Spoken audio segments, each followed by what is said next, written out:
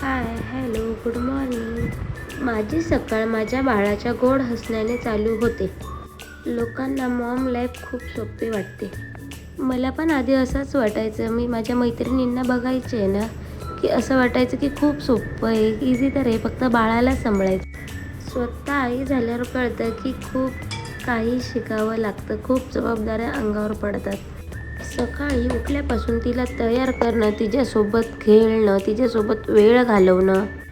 तिला झोपवल्याशिवाय दुपारचं काहीच काम करता येत नाही. ती जेव्हा झोपेल तेव्हा सगळं कामं होतात. जेवण बनवणं, भांडी घासणे, घरातली छोटी मोठी कामे. लोकांना असंच वाटतं दिवसभर काय काम असतं, बाळाला तर बघायचं असतं, पण घरात किती कामं असतात. रोज नवीन जबाबदारी, रोज नवीन काहीतरी शिकायला भेटतं. थकवा पण खूप असतो, पण माझ्या बाळाकडे बघितलं की सगळा थकवा एका क्षणात निघून जातो.